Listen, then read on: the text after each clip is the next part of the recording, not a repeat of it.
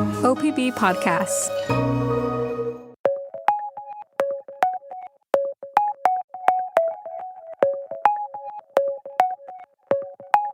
From the Gert Boyle Studio, it's OPB Politics Now for Thursday, January 15th. A week after two people were shot by federal immigration officers, Portlanders are still looking for facts, but that has not stopped members of both political parties from staking claim to the incident. And after a week of delay, partly because of that shooting, Portland City Council has a new council president who says he doesn't really want the job. Welcome to the podcast. I'm OPB Politics reporter Lauren Dake. I'm Portland City Government reporter for OPB, Alex Zielinski. And I'm OPB Politics reporter Dirk Vanderhart. Alex, let's start with you. Some interesting news came out of the Portland City Hall yesterday. Last week on the podcast, we talked a lot about how much trouble the city council was having picking a new leader, but now it has one. Right. And at that point last week, there had been hours-long stalemate between two councilors, Councilor Samir Kanal and Councilor Alana Pertle-Guinea, who was last year's council president. It was tense. It was messy. We didn't know if it was curable at all. And that shifted this week. Yesterday, as councilors actually attempted to reach some kind of consensus, and councilors landed on someone who was, frankly, the last on my list for the role, Councilor Jamie Dunphy. Dunphy represents East Portland in District 1 and has a history in City Hall. He worked for former Councilor Nick Fish for about 5 years. Maybe you knew him when you covered City Hall, Dirk. Yeah. And after Fish passed away, he played a role lobbying for Portland's independent music scene through his advocacy with a nonprofit called Music Portland. He won the council president vote yesterday after 13 rounds and 3 meetings with 9 out of the 12 councilors' support. Wow. And it sounds like Dunphy was also last on his own list because after he was chosen, he said, quote, "This is not something that I have been seeking, and it is not something I am excited about." This was, seemingly a sort of relatable quote, but not exactly what you would expect to hear from someone who is taking one of City Hall's most powerful positions. Talk about his reticence. Yeah, well, first let's play that full tape to really let that reluctance really shine. Here's Dunphy. This is not something that I have been seeking and is not something I am excited about. But if the only way out of an entrenched 6-6 stalemate is for me to step into this role, then I'm willing, not happy, but willing to do this in service of this institution. So a lot of exasperation there. To set the stage a little bit, since entering office last year, Dunphy has perhaps been the most vocal about how terrible the council president's job is and how he has no interest in it. The same goes with any leadership role in council, including the council subcommittees. He's actually the only city councilor who is not chair or co-chair of a subcommittee, and that's by design. He asked for that. If you ask him, that's because he's way more interested in doing the work of city council, like drafting legislation, meeting with constituents, getting outside the building, than managing people. I think he called it herding cats yesterday on the dais. But his peers say that makes him right for the job, that he's not hungry for power and attention. For his part, he's done a lot of work thinking about how to improve the new city government systems. He was the one person last year to propose reducing the number of city council committees, which I think we've talked about before, has contributed to some of the city council's dysfunction in the past year. I should note that Dunphy isn't the only new leader hesitant to lead. Councilors also elected a new council vice president yesterday, replacing outgoing Veep Tiffany Koyama-Lane, who didn't want the job again. It was a much more efficient vote. It took about 20 minutes to elect Councilor Olivia Clark to this position. She received 11 out of 12 votes. And here's what she said about taking on that role. And like our council president, I am a reluctant recruit. This is not something I sought or wanted, but I am willing to serve. Oh, truly, no one really wants this job.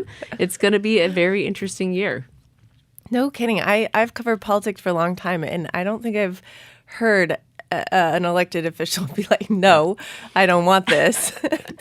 I think it really speaks to the headspace that everyone was at after over 10 hours, over 3 days of meetings where they were just deadlocked 6-6 over trying to figure out who was going to be council. And they, Dunphy was kind of pitched as this compromise candidate after everyone just couldn't really choose sides. And I think he realized, and maybe Clark as well, that like they kind of needed to pick up the baton to move this stuff forward. Right. Okay. So now the council has the president.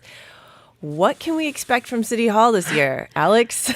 Well, to me, what's next is seeing how these reluctant leaders steer our city government. We talked about this in our last episode, but there are a lot of expectations placed on City Council this second year under a new government, seeing if they'll be able to start churning out policies, hold the executive branch accountable, and get out of each other's way. A lot of that will kick off in the city budget planning process, which is already underway. It's never not budget season in City Hall. But I'd say that's the council's really their first big hill to climb this year. Of course, we have a huge budget shortfall, which is never easy to dig out of. And councilors will have to work together to adjust the mayor's proposed budget in a way that doesn't deepen that hole. So stay tuned. I have a question. So we now have, Dunphy is a member of the Progressive Caucus, the Peacock, in the driver's seat. I mean, do you see that changing the dynamic? Because we still kind of have this fundamental 6-6 block of progressives and more centrists. I don't know. That's very interesting, though, that a member of Peacock is now like the president. But I don't know what it means. Yeah, Peacock is the term for the 6 more progressive folks on City Council. The other 6 do not have a cute name. I don't think they like being not progressive, so they're just more moderate. And Dunphy is, this is an excruciating phrase, but probably the most moderate of the progressives. Mm-hmm. Okay. So which made him kind of a more appealing, I think, candidate for the more moderate folks. I do think it's interesting, though, because the role of the council president is to be pretty close with the mayor and kind of meet with him often and speak on his behalf in some ways in council chambers and make sure that his interests are being reflected and that his policies are coming forward. And Dunphy has been pretty vocal speaking out against Mayor Keith Wilson's homelessness plans and has actually proposed kind of a counter proposal to how that stuff should go forward. So it will be interesting to see how that partnership moves forward. And also, being a member of this Progressive Caucus, he's actually said he will no longer be part of that. That group going forward. I think everyone questions what that even means, though, because it's not that he's going to stop being progressive. He's just going to stop attending these meetings of the 6 where they talk about their kind of policy ideas. So, should be interesting. I do think that he kind of lands in a space where everyone's more comfortable than, say, the previous candidate, Samir Kanal, who's far more progressive and a member of the DSA. Democratic Socialists of America. Exactly. Yeah. Okay, let's pivot here to one reason why Portland City Council took so long to select a leader. A week ago today, as voting was deadlocked, the council dramatically recessed its meeting without notice. And Alex, you learned pretty quickly they did so because 2 people had been shot in Portland, and they had been shot by Border Patrol agents who were conducting immigration enforcement. This has really dominated the news here for the last week. Dirk, remind us where we're at and what we know at this point. Yeah. So we know that last Thursday afternoon, as you say, a week ago, Border Patrol agents in Portland converged on this red pickup truck near Adventist Medical Center in East Portland. Shots soon rang out. The 2 people in the truck were able to drive off, and not long after that, they ended up at an apartment complex not too far away looking for medical assistance because they'd been shot. Police arrived there to help. It was chaotic by all accounts. So according to the federal government, they were trying to these Border Patrol agents were trying to apprehend the passenger in that truck. She's a 32-year-old woman named Yorlenis Zambrano Contreras, who the governor says is originally from Venezuela. They say she's in the country illegally. The officers who cornered the truck say that driver is who is Luis Nino Moncada, rammed an unoccupied Border Patrol rental car again and again. There are pictures of this car very damaged repeatedly while he was trying to escape. And that apparently led an officer to fire shots that struck Nino Moncada in the arm and Zambrano Contreras in the chest. Both of them have survived, but the federal government and Portland police have linked these 2 who were shot with Tren de Aragua, a gang that originated in Venezuela. Defense attorneys dispute that. Both are facing criminal charges. The woman who was shot, Zambrano Contreras, is in an immigrant detention center. Nino Moncada, the driver, is here in Portland facing aggravated assault. There's probably more to say, but that is the short version. That's a good summary of where we're at right now. A week ago, we did not know many of those details. Right. Really, the narrative was non-existent. I think at that point we just had a bare bones statement from the Department of Homeland Security. We had confirmation about the shooting from Portland police, but really little else. That did not stop politicians on either side from taking stances. Yeah, this became, as you reached out to sort of officials in Portland, I mean, a very, very big deal for some reasons we can get into, but it was met with pretty fierce defiance from both the leaders of Portland and the state of Oregon. So, Governor Kotek, Portland Mayor Keith Wilson were among those at this police press conference that were essentially demanding that the Trump administration cease all immigration enforcement in the city. I think this press conference was about what you would expect in Portland. There seemed to be a baseline assumption, I would say, that the shooting was unnecessary. And certainly there was this sense that the very aggressive immigration enforcement that Portland and other parts of the state have seen is ratcheting up this chaos that should never be taking place. I want to play just a couple clips for folks to get an idea of what this was like. Let's start with Mayor Keith Wilson. We know what the federal government says happened here. There was a time when we could take them at their word. That time is long past. That is why we are calling on ICE to halt all operations in Portland until a full and independent investigation can take place. And you could hear people agreeing with Wilson. I think this notion that the federal government is not trustworthy, very, very pertinent there. Here is Governor Kotek. While the details of the incident remain limited, one thing is very clear. When a president endorses tearing families apart and attempts to govern through fear and hate rather than shared values, you foster an environment of lawlessness and recklessness. And I also want to play Senate Majority Leader Casey Jama. He himself is an immigrant. He's also the person who represents the district in which this shooting took place. This is Oregon. We do not need you. You're not welcome. And you need to get the hell out of our community. So pretty forceful there. I think that there were a lot more people that spoke, but that gives a bit of a glimpse into what this was like. Yeah, the Democrats were pretty quick to come out with confident statements. Also, just broader context, this came the same week as ICE patrol officers shot a woman in Minnesota. Days after. So yep. I think that was also just, the context. Republicans also jumped in pretty quickly as well. Yeah, I mean, the GOP sees Democrats taking these stances and I think sees an opportunity. Democrats are suggesting this shooting may have been unjust and unwarranted and is evidence that immigration enforcement is a problem.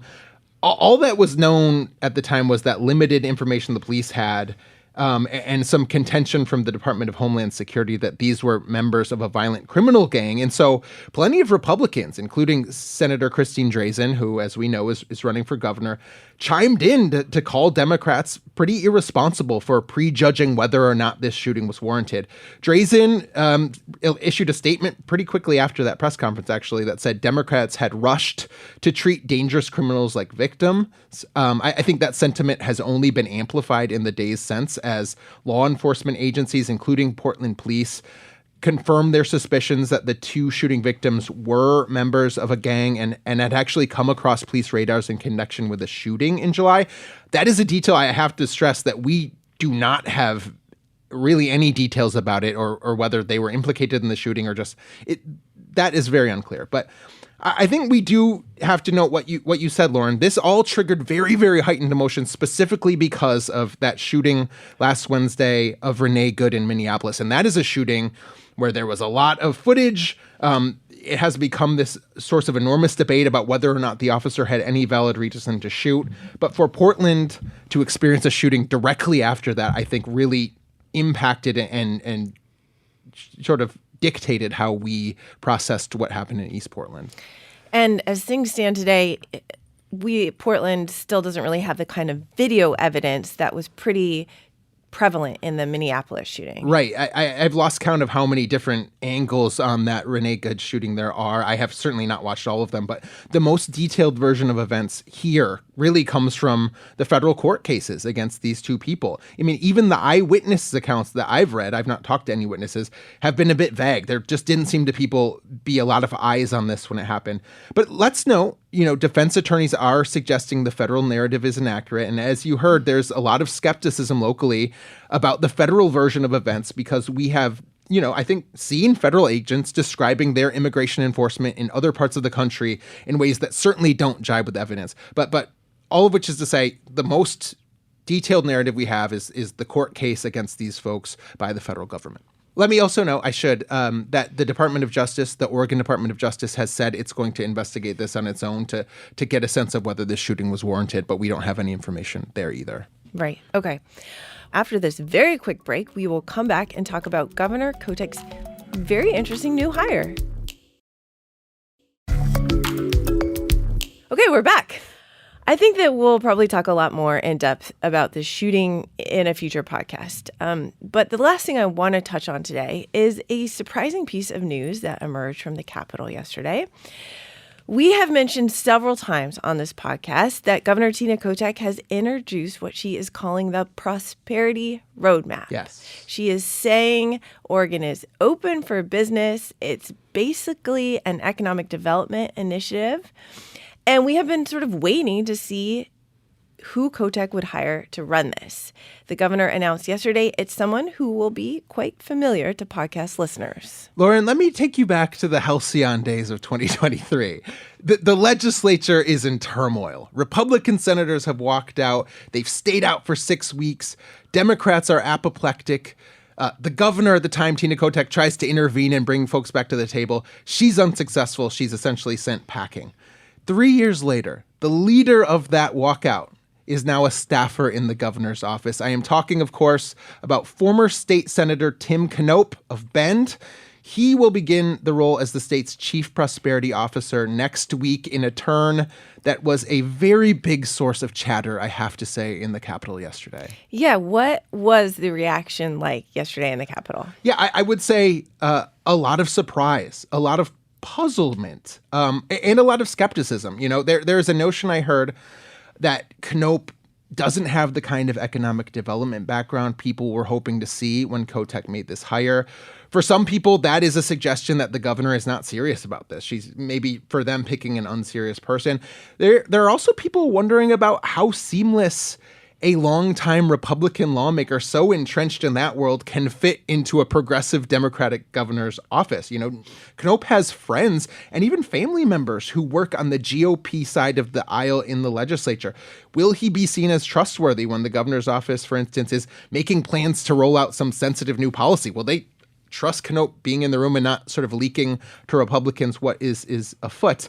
It's just not something I have seen in state politics. I mean, I can't think of anything quite like this. I think the governor, though, sees it as showing her willingness to draw from very different perspectives that she clearly hasn't always agreed with, as she makes economic development a focus in the next year or the coming years. Well, tell us a little bit about Knope's background. He's been around for a very long time in the House and the Senate, Republican leader. Right. He also worked for Central Oregon Home Builders Association.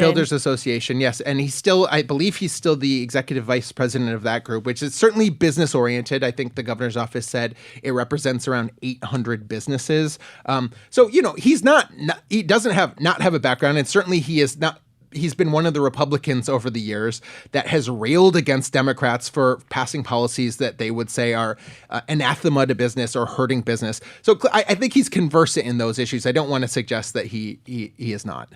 And tell us what he's going to be doing in this new role. Yeah, I don't think that it's super well defined. So he is the chief prosperity officer, as we said, that they consider this kind of the prosperity czar. We know he's going to be working alongside of this new 16-member prosperity council that Kotek created. She announced the members of that last week. That's supposed to meet for a number of times. They're not meeting in the public, but they're going to ultimately make recommendations for what Oregon can do to be more welcoming to business, to foster new businesses and help businesses grow and all that stuff. And it seems he's also going to be working apart from that group too, just sort of within the executive branch to help Kotek suss out what she can do on her own or maybe with the legislature to make Oregon more palatable and welcoming to business. But what it looks like, I think it remains to be seen. This is all brand new. And what do we know about the governor's hiring process for this role? Like, did she consider other people? Was he her first choice? Like, what did he have to do to get the job? Yeah, I mean, every conversation I've had and the outward signs are that Kotek did not have an easy time hiring for this role. I mean, remember, she initially pledged to make a choice by New Year's. She only announced it yesterday. She was late. And that's because I have heard there were at least 3 people her office approached about the job that fell through before she chose Knope. The folks I have talked to about this say a couple things play into that. One is that this is just a difficult role to hire for, right? People with a lot of qualifications likely have their own things going on. Maybe they have their own businesses. That doesn't necessarily mean they want to drop everything and join the governor's office, even though this is a fairly high-paying role. I think there is also, though, some skepticism about Kotek's intentions here, right? Is she serious about focusing on economic development? Is this a promise she's making while running for office that won't have any serious follow-through? I mean, those are just some of the things I heard in chatting with folks about this. Well, just another issue we will be back surely talking about on this podcast, but let's leave it there for today. Dirk, Alex, thank you for joining me. This week's episode of OPB Politics Now was recorded live in the Gert Boyle studio. It was produced by Andrew Thien. Our audio engineer is Stephen Cray. Our music comes from Audio Network. We will be back next week with more political news from across the Pacific Northwest. Until then, you can find all of OPB's reporting at opb.org. Thank you for your support, and thank you for listening.